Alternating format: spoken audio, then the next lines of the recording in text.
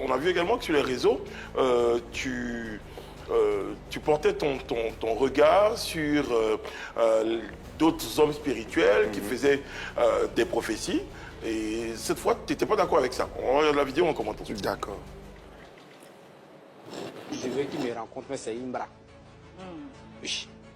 Je veux qu'il me rencontre, sinon il va regretter sa part. Il va avoir beaucoup de malheurs qui vont rentrer dans sa vie. C'est que vous allez voir que les petits Imbra, la femme de les percer. On dit la fête fétiche, il est comme si. Mais bon, en fait, c'est ça qui venait chez les prophètes là.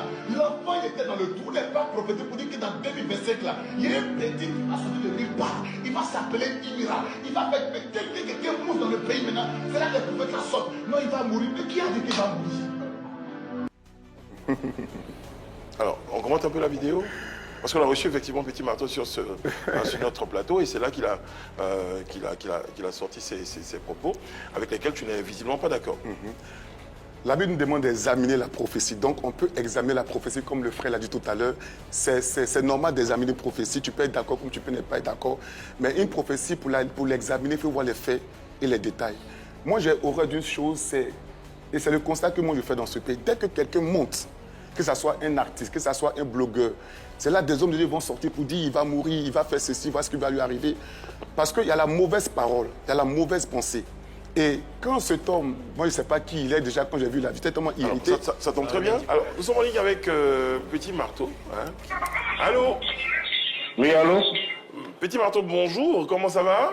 Ouais, je vais bien. Alors, nous sommes avec Diggy de Jésus. Hein, vous avez certainement dû entendre parler de lui, qui évoquait la prophétie, entre guillemets, en tout cas les paroles que vous avez prononcées sur notre plateau concernant Imra. D'accord. Vous vous en souvenez? Je m'en souviens très bien. Très bien. Alors, il avait envie d'en parler. On s'est dit, bon, mieux vaut en parler à la personne voilà, donc on vous laisse. Hein. Voilà. Donc, Diggy de Jésus, on a en ligne Petit Marteau. Moi, je lui laisse la parole. Puisque c'est lui qui a donné la prophétie. Donc, je vous écoute. Est-ce que vous doutez de la prophétie, Diggy de Jésus? Moi, j'ai horreur des pompiers. Parce qu'il y a des choses qu'on peut anticiper. Vous savez, j'aime la prophétie quand elle vient, elle prévient. Pour dire, dans telle année, voilà telle personne qui va venir, c'est un jeune artiste, c'est un Ivoirien. Voilà ce qui va se passer, voilà ce qui va se passer, voilà ce qui va se passer. Le problème que j'ai, c'est que dès que quelqu'un a la cote, dès que quelqu'un, il sort de lui-même, il arrive à réussir, tout le monde sort pour dire qu'il va mourir. Il faut qu'il me contacte. Il faut qu'il arrive à me voir. J'ai un problème avec ça. Très bien. Parce que pour moi, à chaque fois qu'on dit de mauvaises paroles sur toi, on bâtit un hôtel. Et c'est ça que j'ai pas aimé dans la vidéo, en fait. Parce que le jeune, il sort de nulle part. Il est en train de prospérer, en train de réussir dans son activité. Donc, ce genre de paroles ne peut pas sortir. Donc, si lui laisse ça, ça devient un hôtel. C'est pourquoi j'ai réagi pour briser l'hôtel de la mauvaise pensée et de la mauvaise parole. Qu'est-ce que vous répondez à ça, Petit Marteau? Moi, je pense que vous savez que les hommes de Dieu, nous, on ne peut jamais s'entendre. Si c'était un prophète qui avait dit ça, il allait tenir compte à ça. Mais moi, je le dis, je réitère ma parole. Il est prophète. Je dis, Imra, il n'a qu'à chercher à me contacter parce que je n'aime pas étaler la vie des gens sur un plateau. Le malheur, ce qui le suit là, je ne vais pas parler de ça pour que tout le monde entende. Mais je souhaiterais que lui-même il rentre en contact avec moi pour que je puisse lui dire. Parce que sa gloire qui est en train de venir, il y a quelque chose qui est derrière ça que je vois. Voilà, et c'est ce que j'avais dit la fois passée. Il dit ce qu'il voit. Mais pourquoi Dieu ne lui a pas dit qu'une star allait sortir de la Côte d'Ivoire, qu'elle allait s'appeler Imira? Parce qu'il a dit quoi? Si c'était un truc qui était bon, si c'était un bonheur, j'allais l'étaler sur le plateau. Non, si c'était un bonheur, j'allais l'étaler sur le plateau. J'allais dire Imra va avoir tête, va avoir tête. Voilà. Mais si je dis, il n'a qu'à chercher à me rencontrer parce que, et s'il veut, il peut rencontrer quelqu'un de, mais de toute façon, il n'a qu'à chercher à rencontrer un homme spirituel. Que ce soit moi, que ce soit mais il n'a qu'à chercher à rencontrer quelqu'un parce que je vois quelque chose qui plante sur sa vie. Voilà, derrière ce succès, il y a quelque chose qui est derrière. Et c'est ce que j'ai dit la fois passée. Et c'est ce que je réitère aujourd'hui encore. Mais là, par exemple, le fait que Diggy Petit Marteau annonce ça comme ça, c'est ça qui dérange. En fait, Parce que par exemple, vous n'avez pas l'impression que Petit Marteau a annoncé par exemple qu'on aurait un artiste qui va émerger qui s'appelle Imra. Donc vous avez l'impression que c'est toujours des prophéties négatives, c'est ça?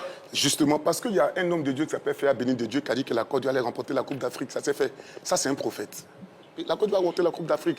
La prophétie, elle est précise. C'est que le constat que je fais, c'est que c'est des choses qu'on remarque à chaque fois.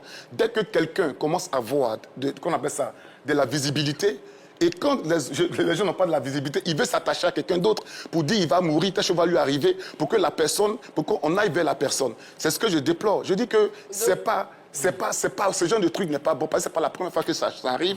Je me dis que c'est un notaire qui est en train d'être bâti contre un artiste qui se cherche, qui est en train de sortir de nulle part pour réussir sa vie.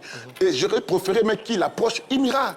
Cherchez son numéro de téléphone, allez vers lui pour dire fils, voilà ce qui va t'arriver, voilà ce que j'ai fait, voilà ce que j'ai fait, voilà ce que j'ai fait. Et après, Imra peut venir témoigner pour dire voici tel homme de Dieu qui a prié pour moi, mais tel médium, voilà ce qui m'est arrivé, Dieu a fait grâce. Mais de la sorte là, c'est constamment ce qui se passe au pays. Dès que quelqu'un émerge, il faut venir raconter d'autres choses. Et après, quand il y a le malheur, on dit que j'avais dit. Bon, c'est ça le problème en fait. Petit Marteau, une dernière réaction à ce que dit Digui de Jésus. Le prophète Eli Pada a annoncé que Rosélie Layo allait faire un accident. Et elle a fait l'accident aussi. Okay. Parce que quand ça vient d'un médium et puis c'est quand quelqu'un veut sortir de l'eau. D'accord. C'est parce que le problème des prophètes, c'est ça. Quand ça vient d'un prophète, et ils prennent ça en considération. Mais quand ça vient d'un médium, ils ont un problème avec ça. C'est ce que je peux dire. Ok. Maintenant, voilà. si vous me permettez, je vais répondre à ça. Ma prophétie n'est pas destinée à lui, elle est destinée à Imra. Et je pense que Imra va me rencontrer parce qu'il est en train de faire des lobbying déjà pour chercher à me rencontrer. Je sais qu'il va me rencontrer. Voilà, c'est le plus important. Très bien, très bien. Voilà. Merci Petit Marteau, merci pour votre intervention. On vous souhaite une bonne journée. Donc lorsqu'il parle de... Il a parlé de qui? Donc quel homme de Dieu déjà? Voilà. Quand il parle d'Eli Pada, on connaît la fiabilité d'Eli Pada dans les prophéties. Ça c'est dit sur toi. Eli Pada, c'est Eli Pada, mais il n'est pas Eli Pada. Donc sa prophétie, on peut la discuter. On peut dire qu'elle est vraie ou bien elle est fausse. Mais pourquoi on peut accorder du crédit aux prophéties d'Eli Pada? Parce qu'on a vu les frères, on a vu. Il a un vrai prophète quand il dit ça arrive.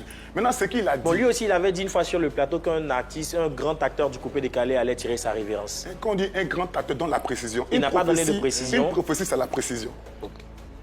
Une vraie prophétie, c'est la précision. Là, je comprends.